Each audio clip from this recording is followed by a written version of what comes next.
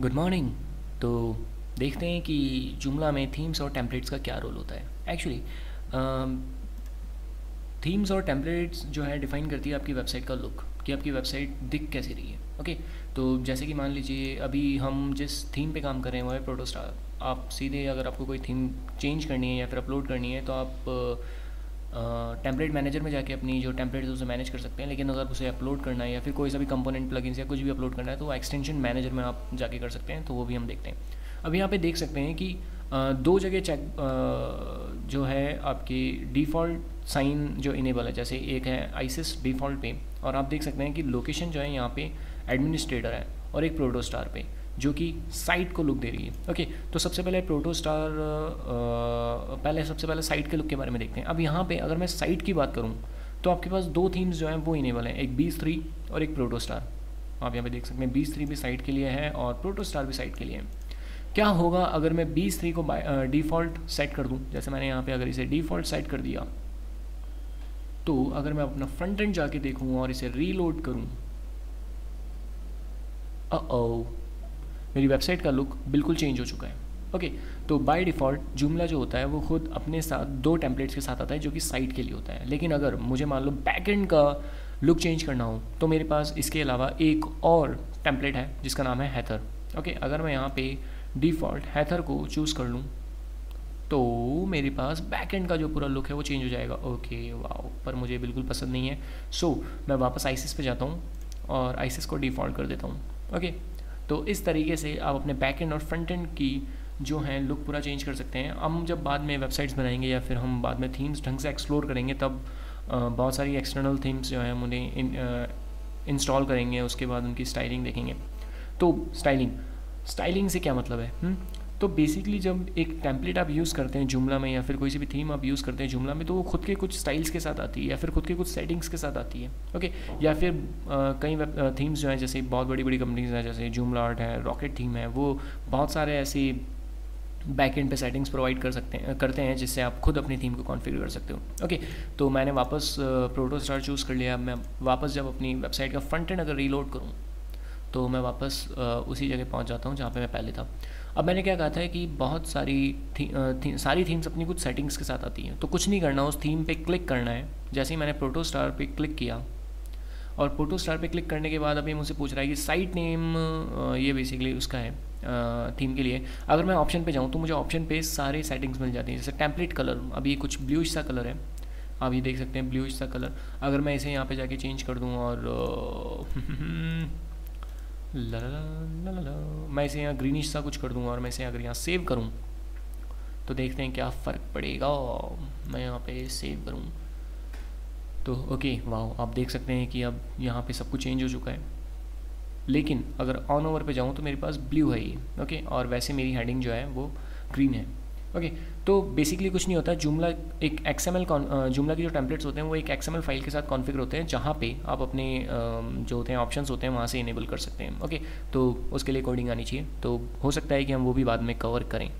Okay, तो option पे जाता हूँ और आप यहाँ पे देख रहे होंगे कि बैकग्राउंड कलर जो है वो हल्का सा ग्रे टाइप में है। मैं यहाँ से इसे चेंज कर सकता हूँ, बिल्कुल लाइट ग्रे है, मैं इसे यहाँ से बिल्कुल चेंज कर सकता हूँ। और जैसे मान लीजिए मैंने ये कलर यहाँ पे चूज़ कर लिया या फिर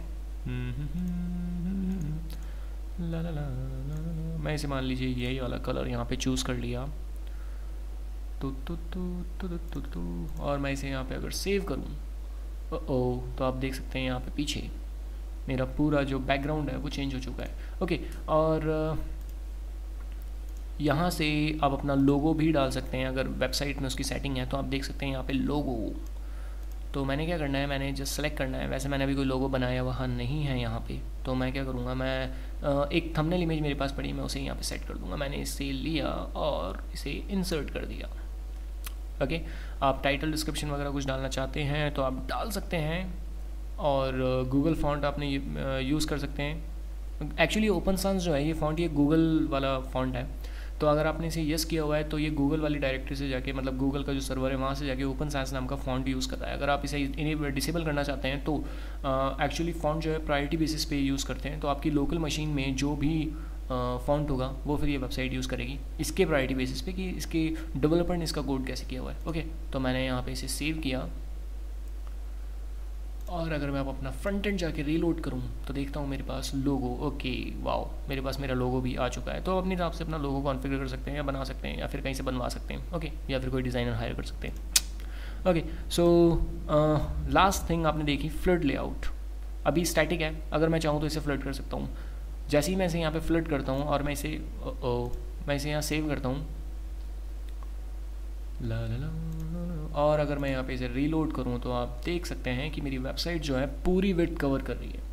ओके, बूटस्ट्रैप CSS फ्रेमवर्क जो है एक रेस्पॉन्सिव CSS फ्रेमवर्क होता है। इसका मतलब क्या है, मैंने इसे यहाँ पे जैसे ही मिनिमाइज़ किया, मिनिमाइज़ नहीं मतलब मैंने इसका वो जो साइज़ है, इसकी जो विड्थ है मेरे ब्राउज़र की, मैंने उसे कम की, तो आप देख सकते हैं कि कहीं पे भी मेरे पास जो है ना हॉरिजॉन्टली स्क्रॉलिंग नहीं आ रही। मैं जैसे ही इसे नीचे करता जा रहा हूँ ये अपने हिसाब से कॉन्फ़िगर होता जा रहा है। अब जैसे अब नीचे जाएंगे तो मेरी हर चीज़ अपने हिसाब से कॉन्फ़िगर हो गई। ओके, और मैं अगर और नीचे करूँ, ये मैं आई गेस 420 पिक्सल्स के आसपास हूँ, अगर मैं यहाँ पे इसे 300 पिक्सल्स पे लेके चला जाऊँ, मतलब मिनिमम मोबाइल की विड्थ जो होती है वहाँ पे लेके चला जाऊँ, तो भी मेरे पास मेरा पूरा कंटेंट दिख रहा है और कहीं पर भी हॉरिजॉन्टल स्केलिंग जो स्क्रॉलिंग नहीं आ रही। ओके, तो इसे हम कहते हैं रिस्पॉन्सिव लेआउट। और ये जो आपका फ्लड टाइप का लेआउट है जो कि पूरी विड्थ कवर कर रहा है। ओके, तो मैं वापस अपने स्टैटिक लेआउट पे, ओके, मैं फ्लड पे, अब ये मेरा स्टैटिक था, एक्चुअली ये मेरा स्टैटिक लेआउट है, तो मैं अपने फ्लड पे वापस जाता हूँ और मैं इसे सेव करता हूँ, तो मेरी वेबसाइट का लुक पहले जैसा वापस हो जाएगा, और ये हो चुका है। मेन्यू असाइनमेंट, आप चाहें तो पर्टिकुलर कोई से भी टेम्पलेट्स मैनुअल मेन्यूज़ पे डाल सकते हैं। ओके, तो ये हम बाद में यूज़ करेंगे जब हम एक फुल्ली फंक्शनल वेबसाइट बनाएंगे और वेबसाइट के कुछ अलग अलग लुक्स देंगे। हर टेम्पलेट के हर पेजेस के लिए एक अलग टेम्पलेट जो कि थोड़ा बहुत सिमिलर होगा किसी और टेम्पलेट्स और पेज के टेम्पलेट से। ओके, सो मैं इसे यहाँ पे सेव करता हूँ और मेरी वेबसाइट का जो लुक है कुछ यही रहेगा। ओके, तो आई होप आपको टेम्पलेटिंग के बारे में कुछ समझ में आया होगा कि हम किस तरह से टेम्पलेट्स यूज़ करते हैं, किस तरह से उन्हें कॉन्फ़िगर कर सकते हैं। जैसे कि आप इसमें सेटिंग देख रहे हैं इस टेम्पलेट की, इसमें बहुत कम सेटिंग्स है, लेकिन आप अच्छी कंपनी की जब टेम्पलेट्स यूज़ करते हैं तो उसमें बहुत सारी सेटिंग्स होती है। या फिर आप कोई फ्रेमवर्क यूज़ कर सकते हैं जैसे T3V3 फ्रेमवर्क जो कि जूमला आर्ट ने बनाया है, या फिर हेलिक्स फ्रेमवर्क जूम शेपर वाला, या फिर आप कैंट्री फ्रेमवर्क यूज़ कर सकते हैं। वहाँ पे आप अपने हिसाब से अपना टेम्पलेट कॉन्फ़िगर कर सकते हैं, अपने हिसाब से अपने मॉड्यूल पोजीशंस और अपने मॉड्यूल क्वांटिटी कॉन्फ़िगर कर सकते हैं। ओके, सो इस ट्यूटोरियल में सिर्फ इतना ही, और नेक्स्ट ट्यूटोरियल में हम देखते हैं कि कुछ एडवांस टॉपिक्स, एडवांस मॉड्यूल्स जैसे कि इमेज स्लाइडर डालना, या फिर कुछ ऐसे मॉड्यूल्स जो कि बहुत ज़रूरी होते हैं जब हम एक वेबसाइट बनाते हैं। या फिर एक काम करते हैं, चलो पहले हम कंपोनेंट्स के लिए कवर कर लेते हैं, जैसे कि कॉन्टैक्ट फॉर्म डालना या फिर बैनर्स डालना। ओके, सो इस ट्यूटोरियल में सिर्फ इतना ही, बाय।